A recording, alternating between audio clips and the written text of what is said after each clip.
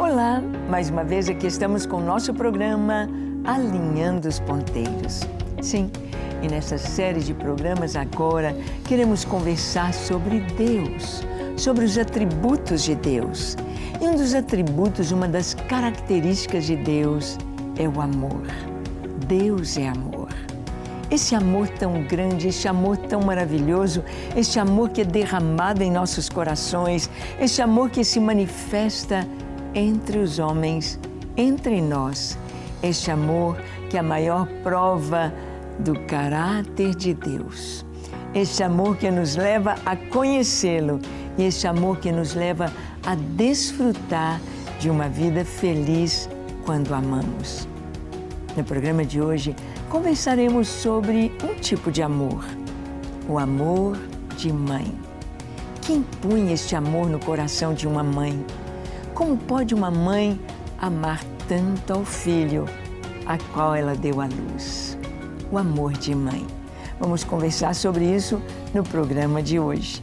Então deixe o seu coração aberto para Deus, pronto para entender um pouquinho mais a respeito deste grande Deus que nos ama, que nos deu o seu amor e que deu às mulheres o amor de mãe. O programa Alinhando os Ponteiros já começou.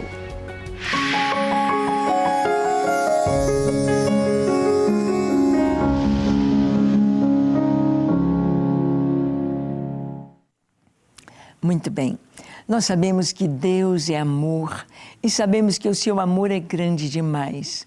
O que é amar? Amar seria apenas um sentimento? Nós vamos ver que na palavra de Deus é mais que isso. É um mandamento. Mas como amar? Como amar? Sabemos que Deus é amor. E sabemos que quando nós cumprimos o propósito de Deus, a cada momento, em cada dia, em cada desafio à nossa frente, nós vamos experimentando o cumprimento da vontade de Deus, o amor de Deus. O amor de mãe, nós vamos ver que é um amor especial que Deus derramou no coração da mulher. O amor de mãe. As meninas gostam de brincar de boneca, de trocar a roupinha das bonecas, de fazer comidinha, de arrumar a casinha. É assim que as meninas gostam, já preparando a sua missão de mãe, de dona de casa, de esposa. É algo tão natural a observar a sua mãe, a observar em casa como a mãe trata o pai, como a mãe trata os filhos. Então, a criança toma a bonequinha, aperta no peito e canta. Hoje nós sabemos que muitas coisas têm sido trazidas para as nossas crianças para desvirtuar os princípios tão puros que Deus colocou na raça humana. Os princípios tão puros que Deus colocou na família, pois Ele criou a família. Ele fez o homem, a mulher. Deu a mulher como esposa para o homem e disse, por isso, deixará o homem seu pai e sua mãe e se unirá à sua mulher e serão os dois uma só carne. E o Senhor disse, multiplicai, enchei a terra e dominai-a. Multiplicai. Vocês vão ter filhos, filhos. E nós vemos a bênção que é ser mãe. Vamos ver o que a palavra de Deus nos diz através da carta de Paulo a Timóteo, em 1 Timóteo capítulo 2, de 13 a 15, a missão de ser mãe. Está escrito assim, porque primeiro foi formado Adão, depois Eva. E Adão não foi iludido, mas a mulher, sendo enganada, caiu em transgressão. Todavia, será preservada através de sua missão de mãe, se ela permanecer em fé e em amor e santificação com bom senso. Aqui Deus está falando que primeiro foi formado Adão, depois Eva. Adão não foi iludido, mas Eva sim.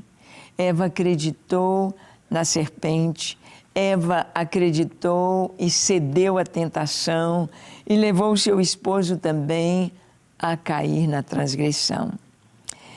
Mas Paulo fala algo aqui tão interessante. Ele diz que a mulher será preservada pela sua missão de mãe. A missão de mãe preserva a mulher.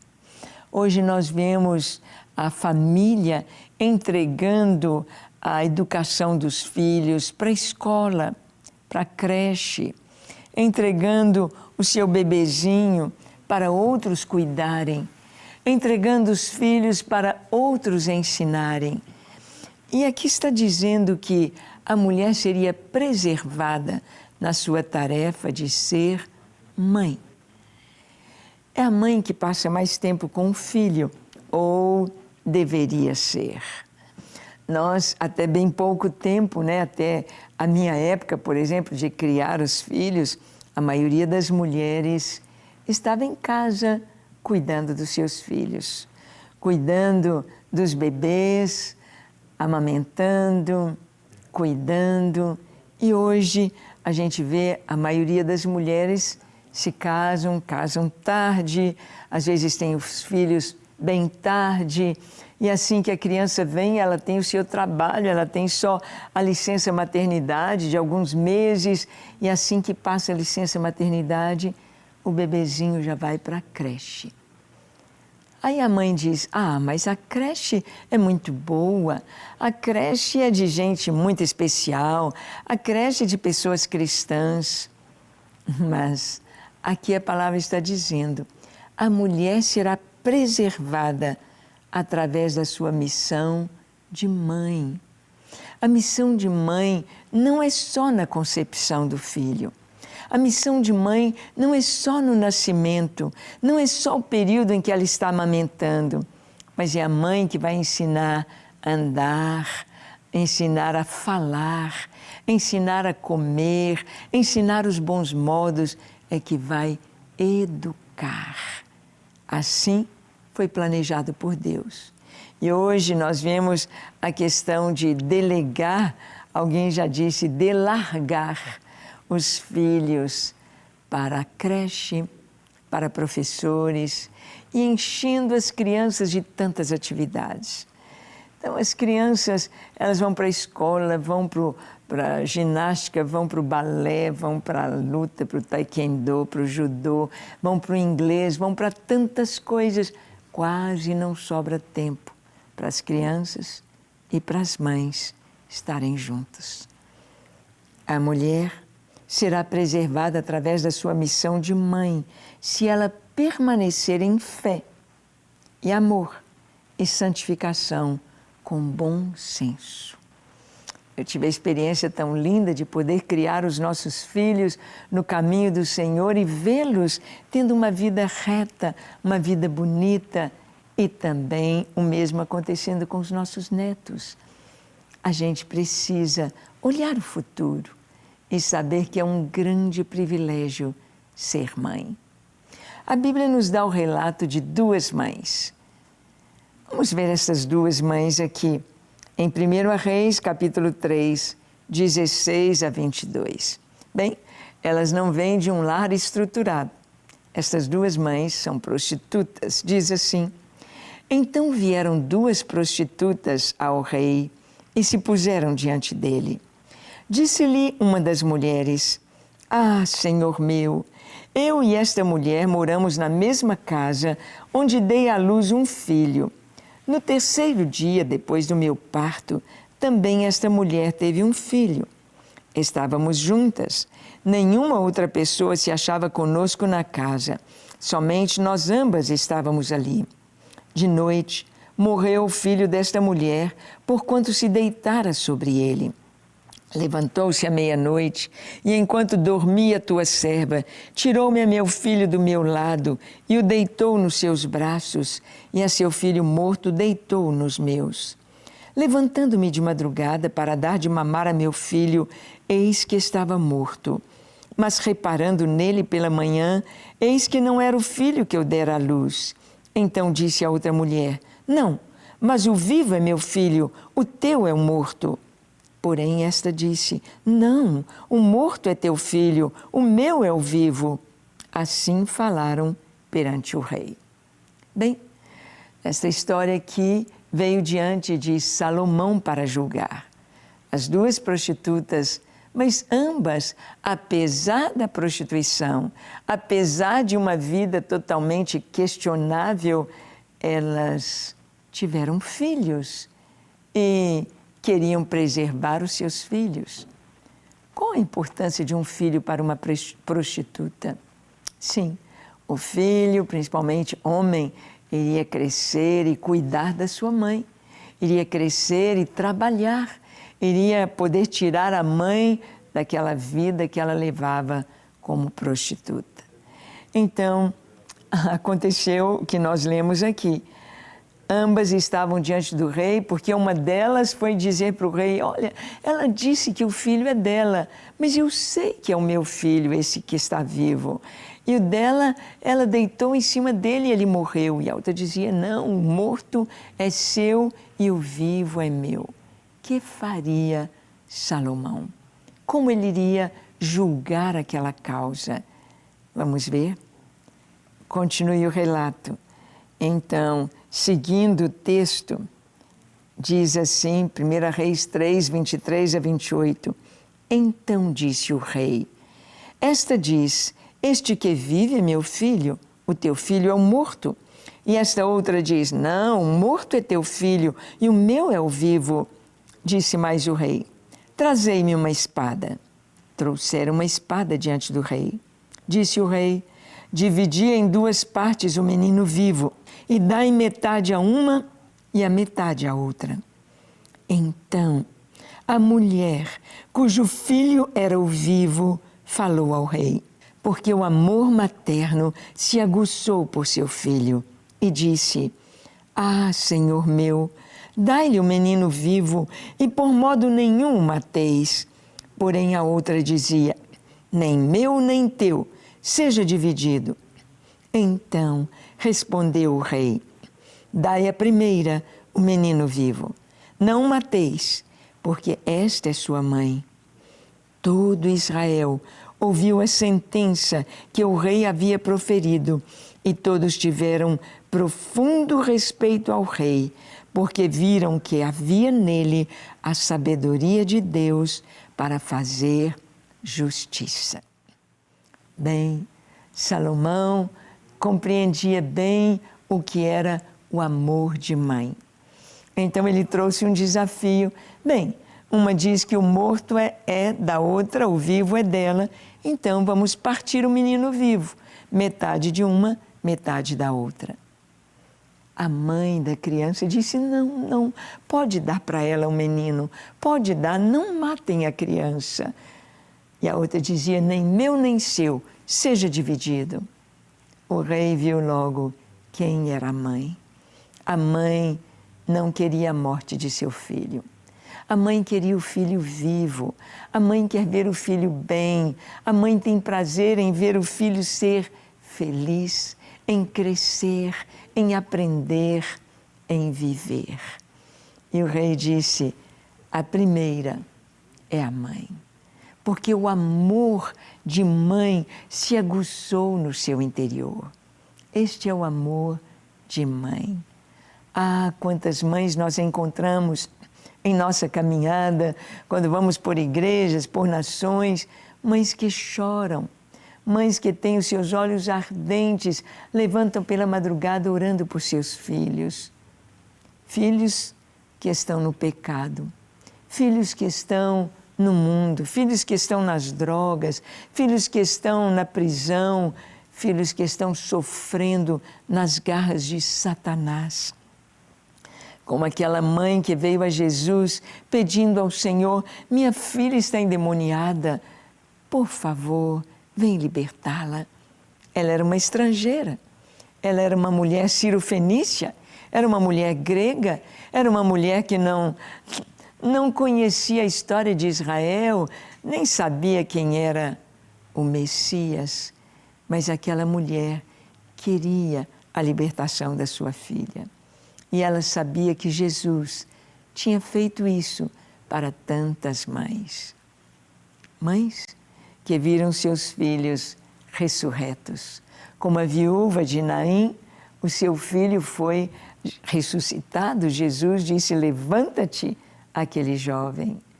Mães como a esposa de Jairo, cuja filhinha de 12 anos havia acabado de morrer. Jesus foi e ressuscitou a filha de Jairo.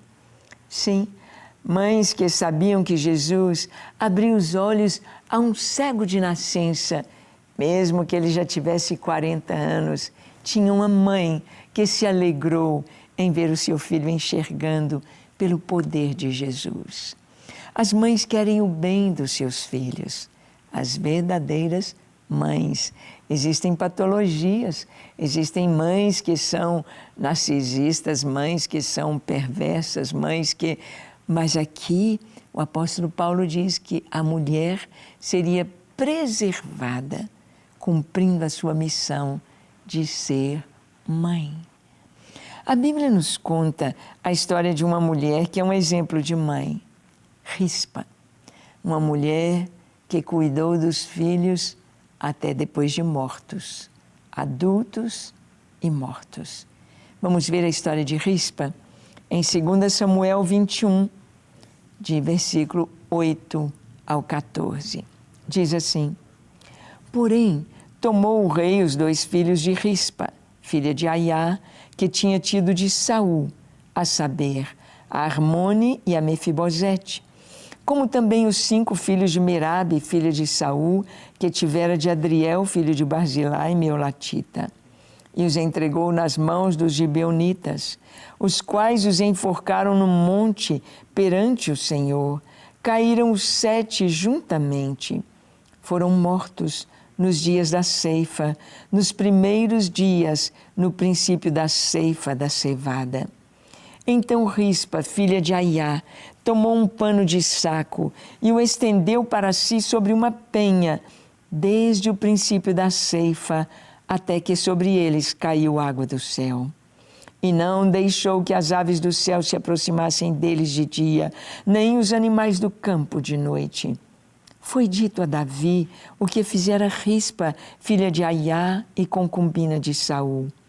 Então foi Davi e tomou os ossos de Saul e os ossos de Jônatas, seu filho, dos moradores de Jabes de Gileade, os quais os furtaram da praça de Bet-seã, onde os filisteus os tinham pendurado, no dia em que feriram Saul em Gilboa. Dali transportou os ossos de Saul e os ossos de Jônatas, seu filho, e ajuntaram também os ossos dos enforcados. Enterraram os ossos de Saul e de Jônatas, seu filho, na terra de Benjamim, em Zela, na sepultura de Quis, seu pai. Fizeram tudo o que o rei ordenara. Depois disto, Deus se tornou favorável para com a terra. Bem, esta é a história de Rispa.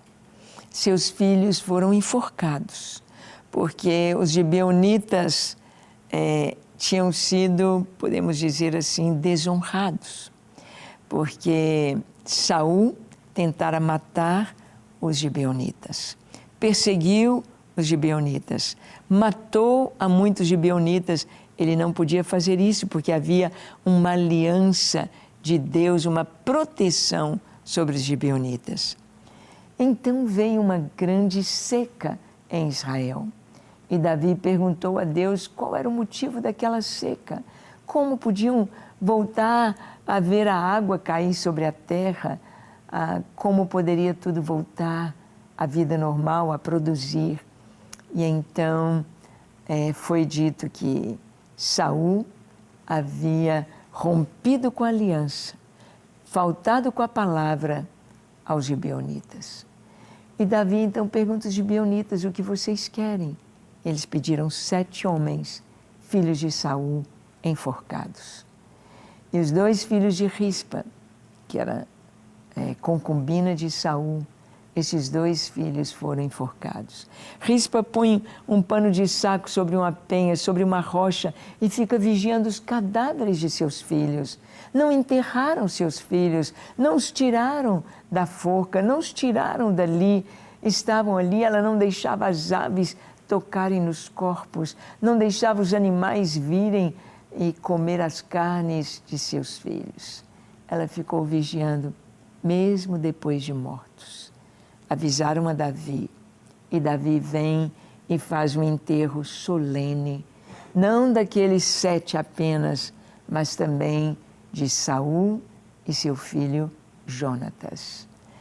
Um enterro decente, um enterro solene, porque Rispa esteve ali mesmo com seus filhos mortos. Nós sabemos que há muitas mães que têm os seus filhos mortos, não pendurados numa forca, não já sepultados, não seu corpo morto, estão aí vivendo, mas mortos nos seus delitos e pecados. Mortos fazendo as coisas que não deveriam, mortos no vício, na pornografia, na prostituição, nas perversões sexuais, mortos na maldade, no crime. E as mães ali estão vigiando, para que nem as aves dos céus, nem os animais que simbolizam os demônios venham acabar de destruir seus filhos.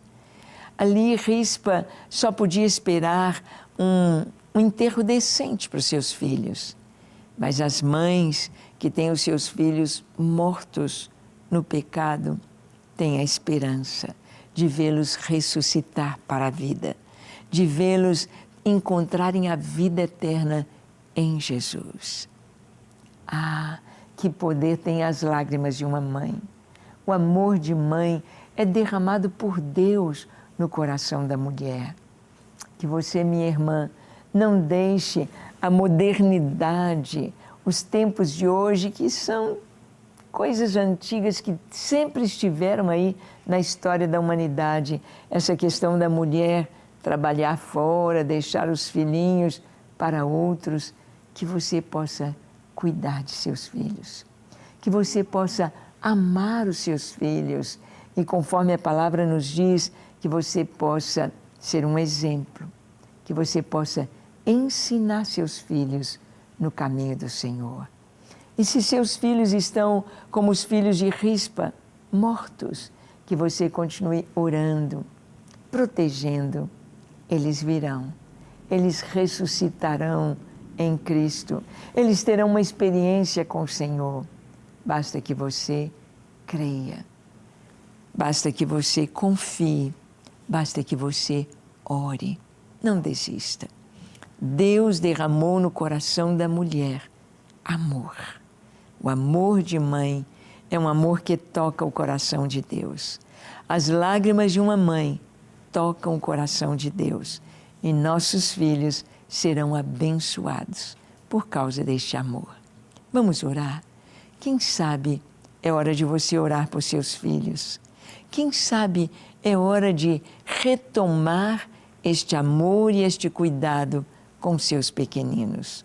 Feche os seus olhos, curve sua fronte. Se for possível, se ajoelhe. Ore comigo, dizendo assim: Senhor, eu te agradeço pelo amor do Senhor, derramado no coração de cada mãe. Eu te agradeço porque o Senhor trouxe algo tão próprio para a mulher. Oramos para que cada mãe que nos assiste seja tocada por este amor, seja permeada por tua bondade, por tua graça, seja cheia, seja mergulhada neste amor maravilhoso e possa cuidar de seus filhinhos, e possa amá-los, e possa te servir sendo uma boa esposa, uma boa dona de casa, principalmente uma boa mãe, para a tua glória. Aquelas mães que nos assistem, cujos filhos estão no pecado, no mundo, na droga, na morte. Ó Senhor, ouve as orações destas mães, enxuga suas lágrimas e traz alegria de verem os seus filhos curados, os seus filhos libertos, os seus filhos salvos para a glória do Teu nome. Abençoe cada mãe que nos assiste e as futuras mamães sejam sábias e possam criar seus filhinhos no caminho e no temor do Senhor. Nós abençoamos essas mulheres e a cada pessoa que nos assiste, abençoamos com a Tua paz e com o Teu amor, no nome de Jesus. Amém, amém e amém. Graças a Deus, graças a Deus. É tão bom amar e fazer o que Deus quer que façamos. Amar, ser amado e levar o amor de Deus aos outros corações. Deus te abençoe ricamente e até o nosso próximo encontro, quando aqui estaremos compartilhando com você a Palavra de Deus. Até lá.